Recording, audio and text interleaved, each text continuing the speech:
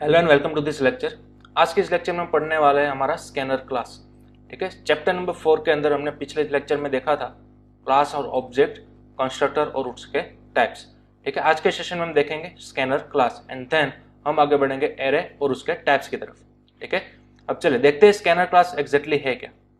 तो any other programming languages में आप क्या करते थे, यूजर के थ्रू इनपुट लेने के लिए कई सारी अलग अलग मेथड्स या फिर ऑब्जेक्ट्स का यूज करते थे। फॉर एग्जाम्पल सी लैंग्वेज की अगर हम बात करें तो सी लैंग्वेज में हम स्कैनएफ फंक्शन का यूज करते थे। ठीक है, यूजर के थ्रू अपना इनपुट रिट्राइव करने के लिए। उसी तरह सी प्लस प्लस की अगर हम बात करें तो उसके अंदर हम सी इन करके एक ऑब्जेक्ट का यूज करते थे। ठीक है, तो इसी तरह से जावा के अंदर अगर आपको यूजर के थ्रू इनपुट रिट्राइव करना है तो फिर आपको यूज करना होगा स्कैनर क्लास का। ठीक है, अब देखिए स्कैनर क्लास के अंदर कई सारी बिल्ट इन मेथड्स हैं। ठीक है, ये जो स्कैनर क्लास है ना वो ही पूरा का पूरा बिल्ट इन है। फॉर एग्जाम्पल हम किस तरह से लिखते थे, प्रिंट करने के लिए सिस्टम क्लास का यूज करते थे ना, right, system dot out dot print L. ठीक है, इसके अंदर हम कुछ भी लिख सकते थे, फॉर एग्जाम्पल हेलो। तो यहाँ पर ये जो आउट डॉट प्रिंट एल वाली मेथड है वो किस क्लास में से आती है, सिस्टम क्लास में से आती है। तो सिस्टम क्लास क्या होता है, हमारा बिल्ट इन क्लास होता है जावा के अंदर। उसी तरह से यूजर के थ्रू इनपुट लेने के लिए आपके पास कई सारी मेथड्स हैं। फॉर एग्जाम्पल आप इंटीजर ले सकते हो। ठीक है, यूजर के थ्रू इनपुट लेना चाहते हो तो फिर जावा के अंदर आपको क्या बोलना होगा, आपको स्पेसिफिकली बताना होगा कि जावा के टर्मिनल को कि आपको एग्जैक्टली किस टाइप का इनपुट लेना है यूजर के थ्रू। अगर मुझे इंटीजर टाइप का मेथड लेना है तो मुझे यूज करना होगा नेक्स्ट इंट मेथड। ठीक है, ध्यान दीजिएगा, अगर आपको यूजर के थ्रू ओनली इंटीजर वैल्यू ही चाहिए, ठीक है, तो फिर आपको स्पेसिफिकली बोलना होगा कि मुझे नेक्स्ट इंट वाली मेथड कॉल करनी होगी। लेकिन ये नेक्स्ट इंट वाली मेथड कहाँ से आ रही है, स्कैनर क्लास में से आ रही है। ठीक है, स्कैनर क्लास जो कि जावा का एक बिल्ट इन क्लास है, उसके अंदर एक मेथड पड़ी हुई है जिसका नाम है नेक्स्ट इंट। तो यूजर के पास से इंटीजर वैल्यू रिट्राइव करने के लिए आपको किसी ना किसी तरह से नेक्स्ट इंट मेथड को कॉल करना होगा। ठीक है, अब जैसा कि मैंने बोला नेक्स्ट इंट है वो स्कैनर क्लास के अंदर पड़ी हुई है और हमने ऑलरेडी सीख लिया कि किसी भी क्लास के अंदर पहुंचने के लिए हमें क्या बनाना होगा, ऑब्जेक्ट बनाना होगा। क्योंकि ऑब्वियसली नेक्स्ट इंट पड़ी हुई है स्कैनर क्लास के अंदर और आपको नेक्स्ट इंट को कॉल करना है तो सबसे पहले क्लास में एंटर तो होना होगा, राइट। तो किसी भी क्लास में एंटर होने के लिए आपको क्या चाहिए होगा, उसका ऑब्जेक्ट चाहिए होगा। फिर और उस ऑब्जेक्ट की मदद से, डॉट ऑपरेटर की मदद से आप नेक्स्ट इंट को कॉल करवा सकते हो। ठीक है, तो चलिए सबसे पहला स्टेप, स्कैनर क्लास का आपको ऑब्जेक्ट बनाना है, राइट। मैं यहाँ पर कमेंट्स के अंदर स्टेप लिखते जा रहा हूँ। फर्स्ट स्टेप आपका क्या होगा, create a object of scanner class. ठीक है, तो सबसे पहली चीज हमें करनी होगी, सिंपल एक ऑब्जेक्ट बनाना है स्कैनर क्लास का। नाम आप कुछ भी रख सकते हो, फॉर एग्जाम्पल स्कैनर S1 या फिर S2 वॉटेवर। ठीक है, लेकिन मैं यहाँ पर रखूंगा S in। ठीक है, सिस्टम इन। चलिए फिर स्कैनर और इस तरह से। ठीक है, और आगे हमें यहाँ पर लिखना होगा न्यू कीवर्ड। ऑर्डिनरी जिस भी क्लास का हम ऑब्जेक्ट जिस तरह से बनाते थे बस उसी तरह से हमने स्कैनर क्लास का ऑब्जेक्ट बनाया। डिफरेंस ये है कि स्कैनर क्लास हमें बनाना नहीं है यहाँ पर। ठीक है, क्योंकि स्कैनर क्लास जावा के अंदर बिल्ट इन है। ठीक है, तो इस तरह से आपको स्कैनर क्लास का ऑब्जेक्ट बनाना होगा। लेकिन इसके अंदर थोड़ा सा ट्विस्ट है, जब भी आप स्कैनर क्लास का ऑब्जेक्ट क्रिएट करोगे आपको कंपलसरी ब्रैकेट्स के अंदर ये चीज लिखनी है, सिस्टम डॉट इन। ठीक है, ध्यान से सुनिएगा, अब तक जितने भी क्लास के हमने ऑब्जेक्ट बनाए कभी भी ब्रैकेट्स के अंदर कुछ भी नहीं लिखा, हमें एम्प्टी ही रखना था, राइट। लेकिन अब जब भी आप स्कैनर क्लास का ऑब्जेक्ट बनाओगे आपको कंपलसरी ब्रैकेट्स में लिखना होगा सिस्टम डॉट इन। ठीक है, आपको जावा को बताना होगा कि मैं फिलहाल यूजर के थ्रू इनपुट लेना चाहता हूँ। ठीक है, जैसे कि हम प्रिंट कराने के लिए क्या लिखते थे, सिस्टम डॉट आउट लिखते थे ना, तो इस तरह से इनपुट लेने के लिए हमें लिखना होगा सिस्टम डॉट इन। बस यही डिफरेंस है। ओके, और ध्यान दीजिएगा सभी क्लास के फर्स्ट लेटर को आपको क्या रखना है, कैपिटलाइज्ड रखना है। ठीक है, चलिए तो अब ये हमने ऑब्जेक्ट बना लिया। ऑब्जेक्ट का नाम क्या रखा हमने, एस इन। ठीक है, आप कुछ भी रख सकते थे। ओके, अब हमारा गोल क्या था, अल्टीमेट, हमें नेक्स्ट इन तक पहुंचना था ना। नेक्स्ट इस किस क्लास के अंदर थी, स्कैनर क्लास के अंदर थी। तो स्कैनर क्लास के अंदर एंट्री करने के लिए हमने ऑब्जेक्ट बना लिया, कौन सा, एस इन। तो अब आप नेक्स्ट इन को कॉल कर सकोगे एस इन की मदद से। ठीक है, इस तरह से। ठीक है, ऑब्जेक्ट बना लिया तो ऑब्वियसली ऑब्जेक्ट की मदद से डॉट करो तो आप स्कैनर क्लास के अंदर पहुंच गए। और उसके अंदर पड़ी हुई हमने नेक्स्ट इंट मेथड को क्या कर लिया, कॉल कर लिया, सिंपल। ठीक है, तो अब ये मेथड क्या करेगी, यूजर के पास से एक इनपुट वैल्यू रिट्राइव करेगी, किस फॉर्मेट के अंदर, इंटीजर फॉर्मेट के अंदर। ठीक है, मेथड के नेम पर से ये हमें मालूम पड़ रहा है नेक्स्ट इंट यानी कि एक नया इंटीजर वैल्यू रिट्राइव करेगी। तो ये मेथड यूजर के थ्रू एक इनपुट लेगी, तो हमें उसको किसी वेरिएबल्स के अंदर स्टोर भी कराना होगा। ठीक है, तो यहां पर मैं एक वेरिएबल क्रिएट करूंगा, फॉर एग्जांपल इंटीजर ए, इस तरह से। ठीक है, आप चाहो तो इसका डिक्लेरेशन यहां पर ऊपर भी कर सकते थे, इंटीजर ए। ठीक है, तो अब आपको यहां पर सिंपल क्या लिखना होगा, a is equal to s in dot next int. ठीक है, तो इस तरह से भी आप कर सकते हो, लेकिन जावा के अंदर ऐसा जरूरी नहीं है कि आपको ऊपर सबसे पहले डिक्लेयर कर देना है कंपलसरी। ठीक है, आप जिधर भी चाहो वहां पर अपने कस्टम वेरिएबल्स क्रिएट कर सकोगे। ओके, तो चलिए ये हमने क्या किया, सबसे पहले तो इंटीजर ए बनाया, एंड देन आफ्टर यूजर के थ्रू इनपुट लिया इंटीजर फॉर्मेट के अंदर, एंड देन उसको हमने सेव कर दिया ए के अंदर। ठीक है, चलिए अब ये हो गया हमारा जावा के अंदर इंटीजर लेने का तरीका। इस लाइन को मैं कंपेयर कराना चाहूंगा सी लैंग्वेज के साथ। सी लैंग्वेज के साथ हम किस तरह से करते थे, स्कैनएफ फंक्शन यूज करते थे, राइट। यहां पर हम लिखते थे %d और यहां पर लिखते थे एड्रेस ऑफ ए, राइट। तो ये सेम लाइन जावा के अंदर आप कुछ इस तरह से लिखोगे, गॉट इट। ठीक है, अगर आप C++ की बात करो तो C++ के अंदर हम कुछ इस तरह से लिखते थे। ठीक है, लेकिन अब जावा के अंदर आपको कुछ इस तरह से लिखना है, समझ गए, राइट। तो चले इन तीनों का आपको यहाँ पर कंपैरिजन दिख रहा है। सबसे पहले तो इसका आप स्क्रीनशॉट ले लो। ठीक है, ये है आपकी सी लैंग्वेज की लाइन, ये है C++ की लाइन, और ये है हमारी न्यू जावा की लाइन। ओके, चलिए अब इन दोनों लाइन को मैं मिटा देता हूँ। ठीक है, हमें कुछ इस तरह से करना था। फर्स्ट स्टेप हमारा ऑलवेज एंड ऑलवेज क्या होगा, स्कैनर क्लास का ऑब्जेक्ट क्रिएट करना होगा। ठीक है, एंड देन आफ्टर उस क्लास के अंदर मौजूद कई सारी मेथड्स है, डिपेंड अस कि हमें कौन सा वैल्यू यूजर के थ्रू रिट्राइव करना होगा। फिलहाल मेरा गोल क्या था, मुझे सिर्फ इंटीजर वाली वैल्यू ही रिट्राइव करनी है। तो इंटीजर वाली वैल्यू रिट्राइव करने के लिए स्कैनर क्लास के अंदर एक मेथड मौजूद है जिसका नाम था नेक्स्ट इंट। तो इस ऑब्जेक्ट की मदद से मैंने उस मेथड को कॉल करवा लिया, सिंपल। और यूजर यहाँ पर जो भी इनपुट डालेगा वो ऑटोमेटिक एक के अंदर असाइन हो जाएगा। ठीक है, यहाँ पर हम सिंप्लिसिटी करिए, एक काम करते हैं, यहाँ पर ही मैं इंटीजर लिख देता हूँ। ओके, चलिए अब इस लाइन के चलते ही यूजर को एक इनपुट डालना होगा। ठीक है, जैसे ही वो इनपुट डाल देगा ए के अंदर सेव हो जाएगा, एंड देन आफ्टर हम उसको बड़ी आराम से प्रिंट करवा सकेंगे। चलिए system.out.println, ठीक है, यहाँ पर मैं लिख दूंगा वैल्यू ऑफ ए इज, ठीक है, एंड देन आफ्टर कॉन्केटेनेशन ए। ठीक है, इस तरह से। चलिए तो अब हमने सेव किया, एंड देन यहाँ पर टर्मिनल के अंदर हम फाइल को करेंगे कंपाइल, oops.java। ओके, अब देखिए हमारे पास दो एरर आई है। अभी एरर को हमें समझना है। सबसे पहले तो क्या बता रहा है, ये जो स्कैनर है, ठीक है, यहाँ पर क्लास स्कैनर, ये चीज क्या है, कैन नॉट फाइंड सिंबल। हमारा जावा स्कैनर क्लास आखिरकार है क्या, वो फाइंड नहीं कर रहा फिलहाल। यहाँ पर भी आप देख सकते हो, यहाँ पर भी हमने राइट हैंड साइड पर स्कैनर लिखा है, वहां पर भी एरर आ रही है, कैन नॉट फाइंड सिंबल। जैसा कि मैंने पहले बोला, स्कैनर क्लास जो है वो बिल्ट इन क्लास है। तो आप बोलोगे कि सर सिस्टम भी बिल्ट इन क्लास था, वहां तो एरर नहीं आई, स्कैनर के अंदर क्यों आई एरर। हाँ, जावा के अंदर thousands of built in class है, कितने, थाउजेंड्स ऑफ। लेकिन जब भी आप सिस्टम क्लास का यूज करोगे ना, वो ग्लोबली अवेलेबल है। यहाँ पर आपको कहीं पर भी ऊपर देखे इंपोर्ट नहीं कराना पड़ता। ठीक है, लेकिन जब भी आप स्कैनर क्लास का यूज करोगे, नो डाउट ये बिल्ट इन क्लास है, लेकिन इसको यूज करने के लिए, इसको अपने फाइल के अंदर यूज करने के लिए सबसे पहले आपको एक लाइब्रेरी फाइल इंपोर्ट करानी होगी। ठीक है, जैसे कि सी लैंग्वेज के अंदर हम कराते था। ठीक है, studio.h, string.h, conio.h, ऐसी कई सारी लाइब्रेरी फाइल्स हम इंपोर्ट कराते थे किसी ना किसी पर्पस के लिए। तो अब यहाँ पर भी हम स्कैनर क्लास का यूज करना चाहते हैं, लेकिन वो एक पैकेज के अंदर पड़ा हुआ है, एक लाइब्रेरी के अंदर पड़ा हुआ है, वो सबसे पहले हमें इंपोर्ट करना होगा। तो देखिए सबसे ऊपर हमें यहाँ पर लिखना होगा इंपोर्ट। ठीक है, अब देखिए थोड़ी सी ये लाइन में जो लिखने जा रहा हूँ वो आपको वियर्ड लगेगी, लेकिन फर्स्ट टाइम आपको कुछ इस तरह से दिखेगी। जावा के अंदर यूटिल नाम का एक पैकेज है, उसके अंदर से मुझे स्कैनर क्लास चाहिए। इस तरह से आपको लिखना है इंपोर्ट स्टेटमेंट। ठीक है, सी या फिर C++ के अंदर आप क्या लिखते थे, देखिए मैं यहाँ पर कमेंट के अंदर लिखूंगा #include, ठीक है, एंड देन आफ्टर आप यहाँ पर लिखते थे studio.h। ठीक है, तो ये आप लाइब्रेरी फाइल क्या करवाते थे, वहां पर इंपोर्ट कराते थे ना।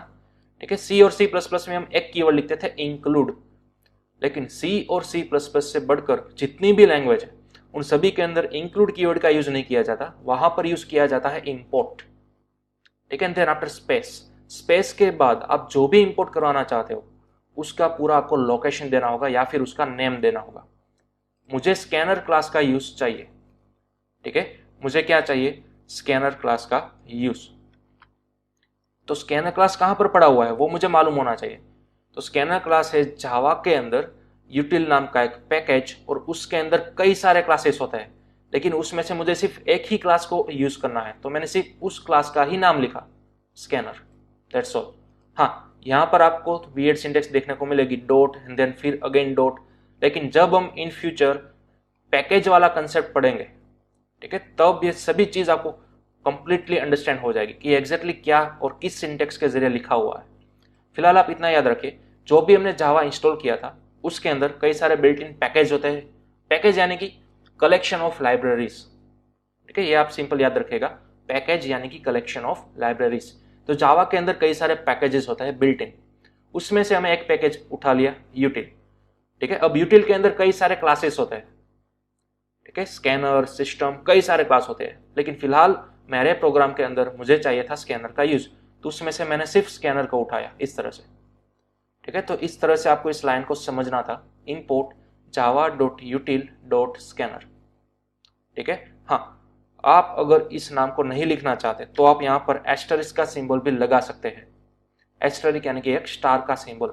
अब देखिए जावा के अंदर इसका क्या मीनिंग होता है। जैसा कि मैंने अभी अभी बोला, जावा के अंदर यूटिल नाम का पैकेज है, यूटिल के अंदर कई सारे क्लासेस अवेलेबल है। ठीक है, कई सारे क्लासेस अवेलेबल है, उसमें से आपको कई सारे क्लासेस एक साथ यूज करने पड़ेंगे। इन फ्यूचर आपके पास ऐसा भी सिनेरियो आएगा कि मुझे सिर्फ स्कैनर क्लास नहीं चाहिए, लेकिन यूटिल के अंदर पड़े हुए सभी क्लास चाहिए, तो आप सभी क्लास को वन बाय वन डॉट करते तो बुला ही सकते थे, इंपोर्ट करवा ही सकते थे। लेकिन इन केस यूटिल नाम के अंदर जितने भी क्लास अवेलेबल है वो सभी क्लास अगर आपको चाहिए तो आप सिंपल यहाँ पर बोल सकते हो एस्टरिस्क। ठीक है, एस्टरिस्क यानी कि इस पैकेज के अंदर मौजूद सभी क्लास को आपने एक ही साथ इंपोर्ट कर लिया।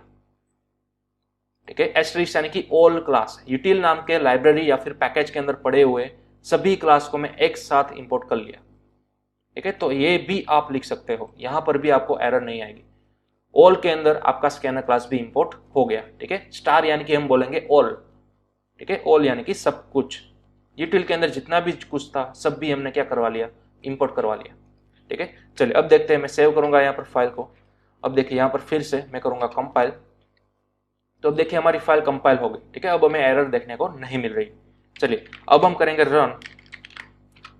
जैसे मैंने रन किया, यहाँ पर आपके पास एक कर्सर आ रही है। ठीक है, वो सिंपल क्या इंडिकेट कर रही है, ये वाली लाइन आपकी चल रही है, देखिए नेक्स्ट इंट, यानी कि आपको अब इनपुट देना है अपने टर्मिनल के अंदर, और वो इनपुट किस फॉर्मेट में देना है, इंटीजर फॉर्मेट में। ठीक है, तो यहाँ पर मैं कोई भी इंटीजर फॉर्मेट दे सकता हूँ, फॉर एग्जाम्पल 7। अब जैसे ही मैं एंटर करूंगा ये 7 जो है वो ए के अंदर असाइन हो जाएगा। ठीक है, और फिर आपकी ए वाली लाइन प्रिंट हो जाएगी। ठीक है, तो चलिए अब मैं फिलहाल एंटर करूंगा, तो अब आप देख सकते हो value of A is 7। Got it. तो इस तरह से आप इंटीजर वाली वैल्यू को यूजर के थ्रू रिट्राइव कर सकते हो। ठीक है, किसकी मदद से, नेक्स्ट इंट वाली मेथड की मदद से। नो डाउट फर्स्ट टाइम ये आपको हार्ड लगेगा ये सब प्रोसेस, क्योंकि एज कंपेयर टू सी या फिर C++, जावा के अंदर थोड़ा सा हार्ड है यूजर के थ्रू इनपुट लेना। ठीक है, क्योंकि सबसे पहले हमें क्या किया, एक स्कैनर क्लास का ऑब्जेक्ट बनाया, उस ऑब्जेक्ट की मदद से हमने इंटीजर वाली मेथड कॉल की। ठीक है, तो हाँ आई थिंक आपने गेस कर लिया होगा, इंटीजर वाली मेथड कॉल करोगे तो सिर्फ और सिर्फ आप इंटीजर वैल्यू ही यूजर के थ्रू रिट्राइव कर सकोगे, आप पॉइंट वाली वैल्यू नहीं ले सकोगे। देखिए मैं यहाँ पर अगेन जावा को रन करूंगा और अब मैं पॉइंट वाली वैल्यू इनपुट दूंगा। अब जैसे ही मैं एंटर करूंगा तो आपको एरर्स देखने को मिल गई। ठीक है, तो जब भी आप नेक्स्ट इंट वाली मेथड को कॉल करोगे तब आपके पास लिमिटेशन क्या होगी, आप सिर्फ और सिर्फ इंटीजर वाली वैल्यू को ही रिट्राइव कर सकोगे। ठीक है, तो ये आपको ध्यान रखना है। तो आप बोलोगे कि सर पॉइंट वाली वैल्यू के लिए हम क्या करेंगे, ठीक है, स्ट्रिंग वाली वैल्यू के लिए हम क्या करेंगे, तो उन सभी के लिए अलग अलग मेथड्स स्कैनर क्लास के अंदर मौजूद है, और वो सभी मेथड्स फिलहाल मैं आपको बताने जा रहा हूँ। ठीक है, आपको one by one note down करते जाना है। ये हमने फर्स्ट मेथड देखी किसके लिए, इंटीजर को रिट्राइव करने के लिए, ठीक है। अब चाहो तो आप यहाँ पर कोई एक सिंपल मैसेज भी प्रिंट करवा सकोगे, system.out.println, या फिर सिंपल आप ले लो यहाँ पर प्रिंट एंटर एनी नंबर, ठीक है, इस तरह से। देखिए अब क्या होगा, जैसे मैंने फाइल को किया compile and then after run, तो अब आपको एक मैसेज देखने को मिला, right, enter any number. Suppose मैंने यहाँ पर डाल दिया 5 एंड देन आफ्टर आपको मैसेज भी सक्सेसफुल मिल गया, वैल्यू ऑफ ए इज 5, ठीक है। तो इस तरह से आप ऊपर सबसे पहले क्या करवा दो, एक मैसेज प्रिंट करवा दो ताकि यूजर को पता चले उसको आखिर इंसर्ट क्या करवाना है, ठीक है। तो ये आपकी फर्स्ट मेथड होगी, इसको नोट डाउन कर लो खास, नेक्स्ट इंट मेथड, ठीक है। इसकी मदद से जस्ट एंड जस्ट आप क्या करवा सकते हो, यूजर के थ्रू इंटीजर वैल्यू को ही रिट्राइव करवा सकते हो। अब आपके पास एक गोल है कि सर मुझे 2 नंबर का सम कराना है, तो आपको यूजर के थ्रू कितनी वैल्यू लेनी होगी, 2 वैल्यू लेनी होगी ना, राइट। तो आप क्या कर दो, इस वाले स्टेटमेंट को अगेन कॉपी एंड पेस्ट करवा दो, ठीक है। एंटर फर्स्ट नम जो कि आपने सेव किया ए के अंदर, एंटर सेकंड सम, सेकंड नम जो कि आपने सेव किया दूसरे वेरिएबल में बी के अंदर, ठीक है। मेथड तो आपको वही की वही कॉल करनी है, नेक्स्ट इंट, राइट। चलिए अब दोनों का सम हमें पता कराना है, ठीक है। तो आप यहां पर सिंपल क्या करवा सकते हो, sum is A plus B, ठीक है, और यहां पर आप कर दो प्लस। चलिए तो देखते हैं इसका आउटपुट क्या हमें मिलता है या नहीं, ठीक है। तो चलिए सबसे पहले तो स्क्रीन को कर दूंगा मैं clear, then after again Java C की मदद से compile and then after run. अब enter first number 5, second number 3, तो अब देख सकते हो सम इज 53 आ रहा है, ठीक है। 53 क्यों आ रहा है, क्योंकि आपने क्या किया, देखिए आगे यहाँ पर आपने पास की एक स्ट्रिंग, देन आफ्टर पीछे आपने पास किया इंटीजर, लेकिन स्ट्रिंग और इंटीजर की जो वैल्यू है उसके बीच में आपने क्या दिखा, प्लस, ठीक है। तो स्ट्रिंग और इंटीजर एक साथ आप प्रिंट नहीं करवा सकते हो, उन दोनों के बीच में कॉन्केटेनेशन यानी कि ज्वाइनिंग परफॉर्म हो जाएगा, ठीक है। तो आप यहाँ पर सिंपल क्या करवा दो, एक नया वेरिएबल ले लो इंटीजर सी और उसके अंदर ए और बी का क्या करवा दो, सम करवा दो, ठीक है। एंड देन आफ्टर यहाँ पर आप पास कर दो सी, सिंपल। चलिए तो अब आपने सेव किया, compile and then after run. चलिए अब एंटर फर्स्ट नंबर 5, सेकंड 3, तो अब आपको परफेक्ट मिल गया सम इज 8, ठीक है। तो इस तरह से आप यूजर के थ्रू जितने चाहो उतने इंटीजर की वैल्यू ले सकते हो, ठीक है। लेकिन ध्यान रखिएगा ये ऑब्जेक्ट आपको सिर्फ और सिर्फ एक ही बार बनाना है, 2 बार नहीं बनाना। थ्रू आउट योर प्रोग्राम आपको सिर्फ एक ही बार ऑब्जेक्ट बनाना है, और फिर डजंट मैटर आप इंटीजर वैल्यू लेना चाहते हो, फ्लोट वैल्यू लेना चाहते हो, स्ट्रिंग लेना चाहते हो, आपको कंपलसरी वो बने हुए ऑब्जेक्ट की मदद से ही सभी मेथड्स उसकी कॉल करवानी है, ठीक है। चलिए तो इसका भी आप स्क्रीनशॉट ले लो, मल्टीपल इनपुट्स आप इस तरह से भी ले सकते हो, ठीक है। चलिए तो ये था हमारा इंटीजर वैल्यू इनपुट लेने के लिए। अब आपके पास अगर फ्लोट वैल्यू है यानी कि पॉइंट वाली वैल्यू, तो आप किस तरह से करोगे, तो फिर आपके पास एक और नई मेथड है, नेक्स्ट फ्लोट, ठीक है। तो यहां पर भी हम रिप्लेस कर देंगे नेक्स्ट फ्लोट। अब देखिए इंटीजर लेने के लिए हमारे पास था इंटीजर यानी कि नेक्स्ट इंट, फ्लोट लेने के लिए हमारे पास है नेक्स्ट फ्लोट मेथड, ठीक है। तो अब ये जो राइट हैंड साइड पर हमने 2 बार लिखा है ना नेक्स्ट फ्लोट, वो यूजर के थ्रू पॉइंट वाली वैल्यू को एक्सेप्ट करेगा। तो हमने सेव किसके अंदर करवाई, इंटीजर के अंदर, तो वो तो पॉसिबल नहीं है, हमें एरर मिलेगी, राइट। तो हमें यहाँ पर क्या करना होगा, उसका डेटा टाइप भी बदलाना होगा फ्लोट, ठीक है। और यहाँ पर भी कर देंगे फ्लोट, ठीक है। तो अब इन दोनों का सम भी क्या आएगा, फ्लोट ही आएगा। तो मैं सिंपल यहाँ पर भी डेटा टाइप चेंज करनी होगी फ्लोट, ठीक है। तो चलिए अब मैंने सेव किया फाइल को, यहाँ पर किया कंपाइल, अगेन रन। तो अब enter first number for example 4.5 and दूसरा 6.5, तो अब हमें मिल गया परफेक्ट 11.0, ठीक है। तो इस तरह से आप फ्लोट वैल्यू को भी क्या करवा सकोगे, प्रिंट करवा सकते हो, ठीक है। और इंटीजर वैल्यू जैसे हम लेते थे नेक्स्ट इन की मदद से, सिंपल वही मेथड आपको अप्रोच लेना है, लेकिन यहाँ पर सिंपल नाम बदल गया, नेक्स्ट फ्लोट हो गया, ठीक है। तो ये आपकी दूसरी मेथड, और ये सभी मेथड्स कहाँ से आ रही है, स्कैनर नाम के क्लास के अंदर से ही आ रही है, ठीक है। सभी बनी बनाई है, हमें सिंपल अकॉर्डिंग अवर यूज उसको इंप्लीमेंट करते जाना है, राइट। चलिए तो ये हो गया आपका फ्लोट। अब नेक्स्ट आता है आपका बुलियन, ठीक है, नेक्स्ट आता है आपका बुलियन। चलिए तो इन सभी को मैं फिलहाल मिटा देता हूं।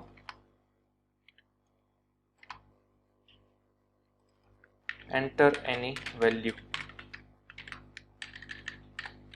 यहां पर हम प्रिंट कराएंगे एंटर एनी बुलियन वैल्यू। अब प्रीवियस सेशंस के अंदर मैंने बुलियन को आपको क्लैरिफाई कराया था। बुलियन जो है एक नया डेटा टाइप है जावा के अंदर, ठीक है। ऑलमोस्ट सभी प्रोग्रामिंग लैंग्वेज के अंदर वो अवेलेबल होता है। बुलियन डेटा टाइप यानी कि क्या, ट्रू या फिर फॉल्स, ठीक है। बुलियन डेटा टाइप के अंदर आप मैक्स टू मैक्स 2 ही वैल्यू सेव करवा सकते हो एट अ टाइम, या तो ट्रू या तो फॉल्स, ठीक है। अब सपोज मैं यहाँ पर एक बुलियन टाइप का एक वेरिएबल बनाऊंगा, फॉर एग्जांपल b1, तो इसके अंदर या तो मैं ट्रू इस तरह से सेव करवा सकता हूँ या तो मैं फॉल्स इस तरह से सेव करवा सकता हूँ। इन दोनों के अलावा कोई भी आप वैल्यू इसके अंदर स्टोर नहीं करवा सकते, ठीक है। लेकिन अब ये वैल्यू मुझे क्या करनी है, यूजर के थ्रू लेनी है, ठीक है। तो थोड़ी देर में हम यहाँ पर बुलियन वाली मेथड को कॉल करने आएंगे। सिंपल, सबसे पहले तो मैं यहाँ पर करवा दूंगा b1 को प्रिंट, ठीक है, और देखते हैं क्या किस तरह से आउटपुट आता है वो। तो सबसे पहले यहाँ पर मैंने करवाया कंपाइल, देन आफ्टर रन, तो आप देख सकते हो एंटर एनी बुलियन वैल्यू, और हमने प्री डिफाइन सेट कर दिया क्या, फॉल्स, तो आपको मिल गया फॉल्स, ठीक है। अब अगेन अगर आप यहाँ पर करोगे ट्रू और देन आप करोगे फाइल को compile and then after run, तो देखिए तो आपको वैल्यू क्या मिल गई, ट्रू मिल गई, ठीक है। तो ट्रू और फॉल्स वाली वैल्यू जो है वो आप according your logic pre defined set करोगे आगे जाकर, ठीक है, इफ एल्स के अंदर और कोई सारी चीज के अंदर। तो कंडीशनल स्टेटमेंट्स, कंट्रोल स्ट्रक्चर्स, उन सभी के अंदर आपको इन द स्पॉट ट्रू या फिर फॉल्स ही चाहिए होता है, ठीक है। तो वहां पर आप यूज कर सकोगे बुलियन वैल्यू का। कोई फ्लैग बना रहे हो आप, फ्लैग वाले वेरिएबल्स, ठीक है, वहां सभी पर इसका यूज होता है ट्रू या फिर फॉल्स। तो ये आप यूजर के थ्रू भी रिट्राई कर सकोगे। सिंपल देखिए किस तरह से, हमें एक मेथड चाहिए जिसका नाम है नेक्स्ट बुलियन, ठीक है। ये मेथड हमें कॉल करवानी है, लेकिन हम सभी को मालूम है ये सभी मेथड्स किसके अंदर पड़ी हुई है, स्कैनर क्लास के अंदर पड़ी हुई है। तो उस क्लास के अंदर एंट्री करके बाद इस मेथड को कॉल कराने के लिए हमारे पास एक ही पर्सन अवेलेबल है जिसका नाम है एस इन। तो मैं यहाँ पर एस इन की मदद से नेक्स्ट बुलियन को क्या करवाना होगा, कॉल करवाना होगा, ठीक है। सिंपल, जैसा कि हमने ऑलरेडी इंटीजर और फ्लोट के साथ देखा, उसी तरह का सिनारियो आपको बुलियन के साथ भी करना है, ठीक है। तो चलिए अब मैंने किया सेव, देन यहाँ पर सबसे पहले किया मैंने compile and then after run. तो अब देखिए एंटर एनी बुलियन वैल्यू, तो आप यहाँ पर या तो ट्रू या फिर फॉल्स डाल सकते हो। सपोज मैंने ट्रू डाला तो अब आउटपुट आपको मिल गया ट्रू, ठीक है। चलिए अगेन मैं फाइल को करूंगा रन, अब मैंने डाला फॉल्स तो आपको आउटपुट के अंदर मिल गया फॉल्स। चलिए अब कोई और नई वैल्यू डालने की ट्राई करेंगे, फॉर एग्जाम्पल 45, और जैसे मैंने एंटर किया आपको देख सकते हो यहाँ पर एक्सेप्शन एरर मिल गई, ठीक है। तो मतलब कि नेक्स्ट बुलियन की मदद से आपको सिर्फ और सिर्फ बुलियन वैल्यू ही इंसर्ट करानी होगी, गॉट इट, या तो ट्रू होगी या फिर फॉल्स होगी, ठीक है। तो चलिए इसका भी आप स्क्रीनशॉट ले लो। ये थी आपकी नेक्स्ट बुलियन मेथड, ओके। और हाँ, यहाँ पर जैसे कि मैंने बोला आपको कंपलसरी ऐसा जरूरी नहीं है कि एस्टरिस्क ही लिखना है, आप यहाँ पर इस तरह से सेपरेट स्कैनर क्लास भी ले सकते हो, ठीक है। चलिए अब मैंने सेव किया, अगेन फिर से मैंने किया फाइल को कंपाइल,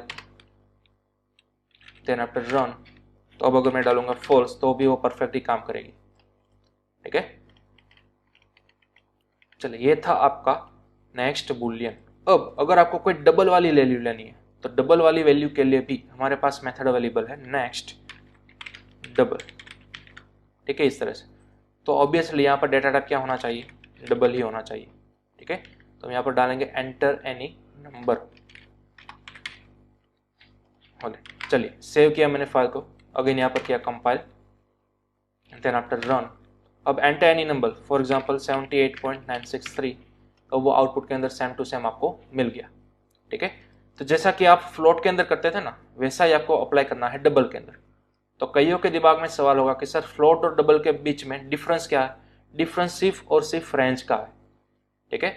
आप इंटरनेट पर सर्च कीजिएगा फ्लोट और डबल की रेंज, तो as compare to float double data type आपको कई सारी लेंथ प्रोवाइड करेगी, ठीक है। वैल्यूज आप इसके अंदर बहुत सारी बड़ी स्टोर करवा सकोगे as compare to float value, ठीक है। तो सिंपल ये डिफरेंस है डबल के अंदर।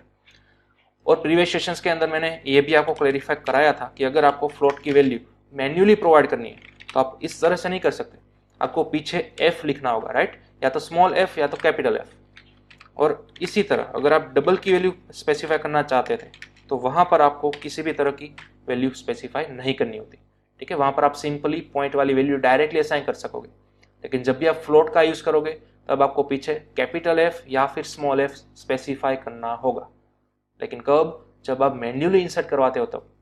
जैसा कि हमने अभी भी यहाँ पर देखा था नेक्स्ट फ्लोट वाली मेथड, तब आपको यहाँ पर एफ की वैल्यू नहीं देनी होती थी। ठीक है, वो डायरेक्टली इंटरनली ले लेता था। लेकिन जब आप मैन्युअली इस तरह से करोगे तो इन दोनों का डिफरेंस खास याद रखेगा। इस तरह से आपको फ्लोट वाली वैल्यू स्पेसिफाई करनी होगी। ठीक है, जिसको नहीं मालूम वो इसका स्क्रीनशॉट भी ले लो रेफरेंस के लिए। ओके, तो ये था आपका नेक्स्ट फ्लोट और नेक्स्ट डबल। चलिए अब हम आगे बढ़ेंगे। अब आपके पास एक और मेथड है नेक्स्ट बाइट। ठीक है, तो यहाँ पर ऑब्वियसली हमें डेटा टाइप कौन सा रखना होगा? बाइट रखना होगा। ठीक है, शुरुआत के सेशंस के अंदर ही मैंने बताया था हमारे पास कई सारी डेटा टाइप्स अवेलेबल है, बाइट, शॉर्ट, इंटीजर। ठीक है, सबसे जो छोटी वाली होती है यानी कि जिसकी रेंज सबसे छोटी होती है वो होती है बाइट। ठीक है, -128 टू +127 तक ही इंटीजर वैल्यू आप इसके अंदर स्टोर करवा सकोगे। इससे थोड़ी सी ज्यादा रेंज होती है शॉर्ट डेटा टाइप की, और उससे भी ज्यादा रेंज होती है इंटीजर डेटा टाइप की। ठीक है, ये जावा के अंदर built in data types available है। तो देखिए, जिस तरह से हम बाइट का वैल्यू अप्लाई करना चाहते हैं वो हम कर सकते हैं नेक्स्ट बाइट की मदद से। चलिए, तो मैंने सेव किया, अगेन फाइल को किया clear, then after compile and at last मैंने फाइल को किया रन। तो कोई भी नंबर आप स्पेसिफाई करो, फॉर एग्जांपल 45। चलिए, तो आउटपुट के अंदर आ गया। चलिए, अब अगेन कोई बड़ी वाली वैल्यू में दूंगा तो देखिए एरर आ गया। ठीक है, तो बाइट के अंदर कंप्लीटली हमें क्या देना होगा? उसकी रेंज के अकॉर्डिंग ही वैल्यू देनी होगी। ठीक है, बाइट की रेंज क्या होती है? अभी भी मैंने बोला -128 टू +127। ठीक है, उन सभी की रेंज आप नोट डाउन कर सकते हो, इंटरनेट पर सिंपल सर्च कीजिएगा। ठीक है, ओके, तो ये था हमारा नेक्स्ट बाइट मेथड, इसको भी आप नोट डाउन कर लो। नेक्स्ट हम देखने जा रहे हैं नेक्स्ट शॉर्ट मेथड। तो यहाँ पर नेक्स्ट शॉर्ट मेथड। ठीक है, बाइट से थोड़ी सी बड़ी रेंज हमें कौन प्रोवाइड करेगा? Short data type. ठीक है, तो चलिए अब मैंने सेव किया, अगेन यहाँ पर compile and then after run.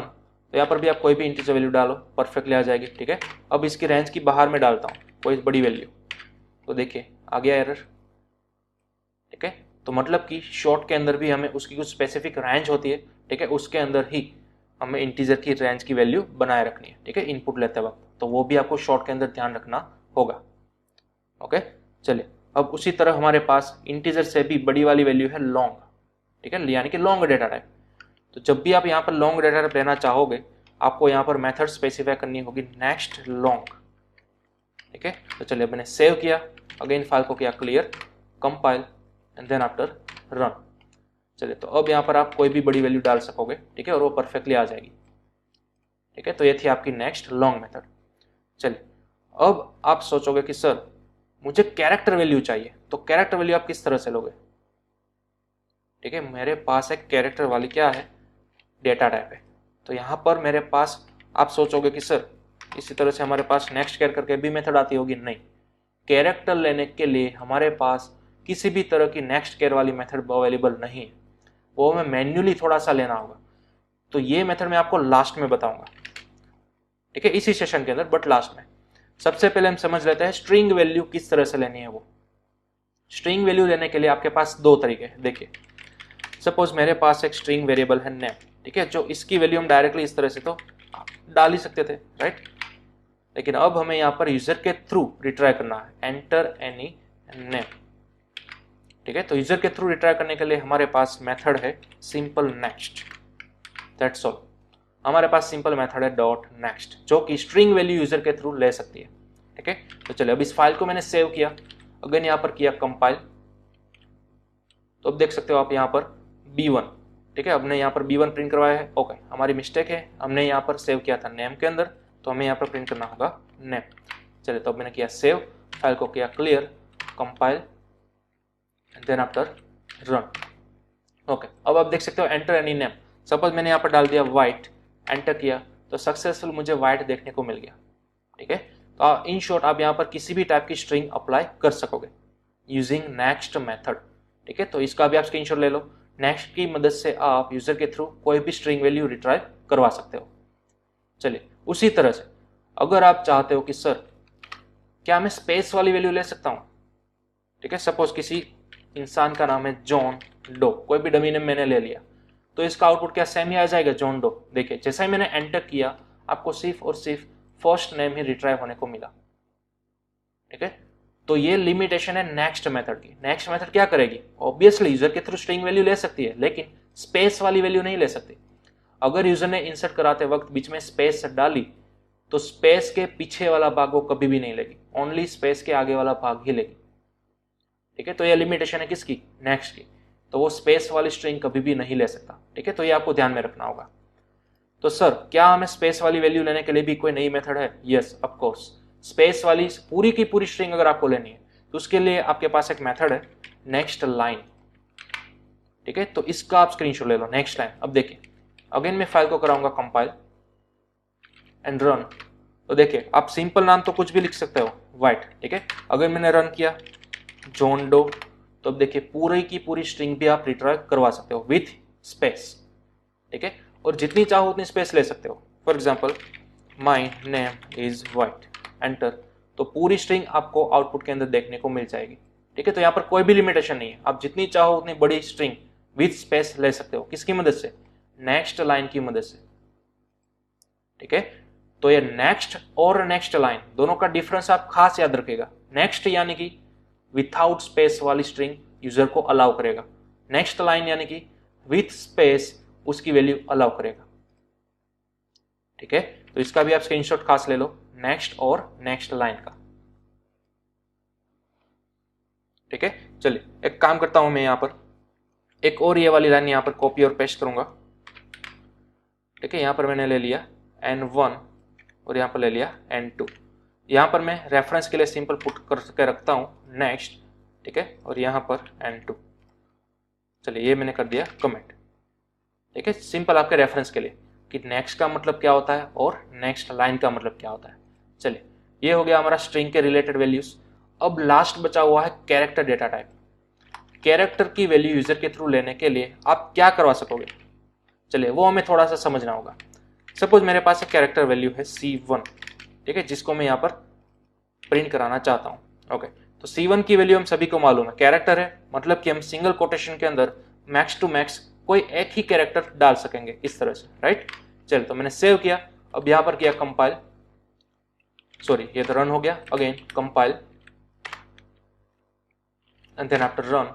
तो आप देख सकते हो हमारी जो कैरेक्टर वैल्यू T जो हमने डाला था वो सक्सेसफुली आ गया। अगर आप यहाँ पर कोई भी दूसरा वेरिएबल डालोगे, यानी कि कोई वैल्यू डालोगे, suppose Z, and then again file को कराओगे कंपाइल एंड रन, तो Z की वैल्यू भी आपको सक्सेसफुल प्रिंट होने को मिल जाएगी, राइट। लेकिन हमारा गोल क्या है, हमें तो ये वैल्यू यूजर के थ्रू लेनी है। तो यूजर के थ्रू लेने के लिए हमारे पास एसिन के अंदर कोई भी नेक्स्ट केयर करके मेथड अवेलेबल नहीं है। ठीक है, हमारे पास कोई भी नेक्स्ट करके मेथड अवेलेबल नहीं है, हमें मैन्युअली बनाना होगा। देखिए किस तरह से बनाना है, हमें सबसे पहले तो कॉल करना होगा नेक्स्ट। ठीक है, ध्यान दीजिएगा, हमें सबसे पहले कॉल करना होगा नेक्स्ट। ठीक है, नेक्स्ट को कॉल किया तो सपोज आपने इनपुट क्या डाला, आप तो कुछ भी डाल सकते हो ना, फॉर एग्जांपल हेलो, लेकिन मुझे तो क्या चाहिए था, एक ही कैरेक्टर चाहिए था ना, ये जो पहला वाला है वो। तो ध्यान दीजिएगा, ये जो आपने स्ट्रिंग वैल्यू डाली है सपोज इनपुट कराते वक्त, तो ये स्ट्रिंग की वैल्यू उसकी क्या होगी, इंडेक्स वैल्यू होगी। तो ये जो फर्स्ट जो कैरेक्टर है ना उसकी इंडेक्स वैल्यू होगी 0, देन आफ्टर 1, 2, 3 और 4। ठीक है, ये इंडेक्स वैल्यू क्या है वो हम बेहतर पढ़ेंगे आगे एरे के चैप्टर के अंदर। लेकिन फिलहाल आप ध्यान दीजिएगा, जैसे आप नेक्स्ट को कॉल करोगे आप पूरा का पूरा एक वर्ड इंसर्ट करवा सकोगे। लेकिन हमारा इंटेंशन पूरा का पूरा वर्ड नहीं था, हमें तो सिर्फ पहला लेटर चाहिए था। तो ये पहला लेटर जो होता है ना उसकी पोजीशन वैल्यू होती है 0, यानी कि उसकी इंडेक्स वैल्यू होती है 0। तो अब हमें यहाँ पर कॉल करना होगा, नेक्स्ट को कॉल कर लेने के बाद हमें यहाँ पर कॉल करना है केयर एट, और फिर ब्रैकेट्स के अंदर हमें लिखना होगा 0, इस तरह से।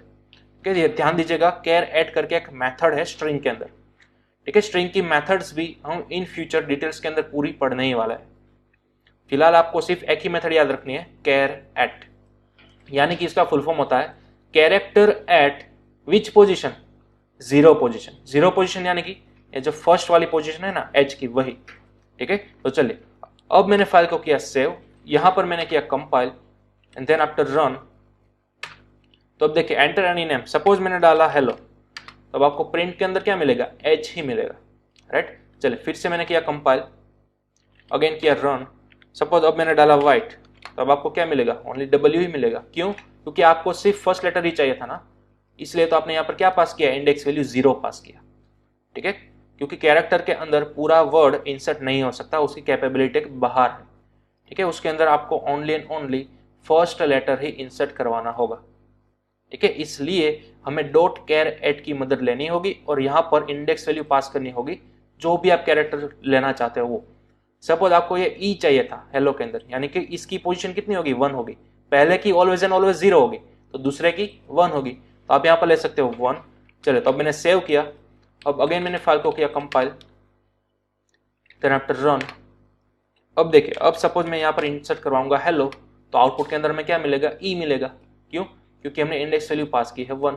ठीक है, अब सपोज अगेन मैंने रन किया, नया नाम डाला वाइट, तो अब मुझे क्या मिलेगा, एच मिलेगा। ठीक है, तो in short character data type के अंदर पूरे वर्ड में से आप कोई एक ही कैरेक्टर उठा सकते हो। ठीक है, और वो किसकी मदद से उठाओगे, आप किसकी मदद से स्पेसिफाई करोगे, कैर एट की मदद से। ठीक है, तो ब्रैकेट्स में आपको कंपलसरी इंडेक्स वैल्यू देनी होगी, राइट। तो मेजोरिटी हमें सिंपल यहाँ पर क्या देना होता है, ईच एंड एवरी टाइम 0 ही देना होता है, क्योंकि यूजर तो कुछ भी डालेगा ना, हमें तो क्या चाहिए, सिर्फ उसका फर्स्ट लेटर ही चाहिए। ठीक है, इसलिए हमने यहाँ पर दिया 0। ठीक है, तो एक खास IMP है। ठीक है, कैरेक्टर की वैल्यू जावा में किस तरह से ली जाती है, तो ये मेथड आपको याद रखनी है। सबसे पहले तो नेक्स्ट मेथड को कॉल करवाइए, जिसकी मदद से यूजर कोई भी एक वर्ड इंसर्ट करवा सकेगा। देन उस वर्ड में से आपको कौन सा कैरेक्टर चाहिए, पहला कैरेक्टर ना, तो पहला कैरेक्टर की वैल्यू क्या होती है, इंडेक्स वैल्यू 0, तो इसलिए आपने किया character eight 0 position, that's all, simple. ठीक है, तो चलिए इसका भी आप स्क्रीनशॉट ले लो। ठीक है, तो ये तीनों मैंने देखे साथ में आपको रिप्रेजेंट किया, नेक्स्ट, नेक्स्ट लाइन और नेक्स्ट डॉट कैर एट। ठीक है, तीनों के अंदर खास डिफरेंस आप ध्यान में रखिएगा। ओके, तो बस इतनी मेथड्स थी हमारे स्कैनर क्लास के अंदर। ठीक है, तो ये प्रोसेस आपको याद रखनी है। सबसे पहले तो स्कैनर क्लास को आप इंपोर्ट करवाइए सबसे ऊपर। ठीक है, कहां से आ रहा है वो, java.util.scanner। ध्यान रखिएगा, जो भी क्लास का नेम होता है वो कंपलसरी आपको कैपिटल ही रखना होगा। ठीक है, चलिए स्कैनर क्लास को इंपोर्ट कराने के बाद आप उसको यूज करवा सकते हो। उसका ऑब्जेक्ट सिंपल क्रिएट करो। ठीक है, ऑब्जेक्ट क्रिएट करते वक्त यहां पर आपको लिखना होगा system.in, ये उसका रूल है, ये उसकी सिंटैक्स है। ठीक है, चलिए एक बार अगर ऑब्जेक्ट बन गया तो फिर आप उस ऑब्जेक्ट की मदद से जितनी बार चाहो उतनी बार कोई भी मेथड कॉल करवा सकते हो। ठीक है, और at the last but not least, आपने ऑब्जेक्ट क्रिएट किया है यूजर के थ्रू इनपुट लेने के लिए, सभी काम आपका खत्म हो जाएगा। उसके बाद आप चाहो तो उसको क्लोज भी करवा सकते हो। ठीक है, ये ऑप्शनल चीज है, आप उसको क्लोज भी करवा सकते हो। जो भी आपने ऑब्जेक्ट ओपन किया है, बनाया है, उसको आप क्लोज करवा सकते हो। इसका मीनिंग क्या है, अगर आपने एक बार इसको क्लोज कर दिया, देन आफ्टर आप उसको अगेन यूज नहीं कर सकते। देखिए मैं आपको प्रूफ दूंगा यहाँ पर, इंटीजर a। ठीक है, एंड देन आफ्टर अगेन मैं उसको करवाऊंगा प्रिंट। ठीक है, a को मैंने कर दिया प्रिंट।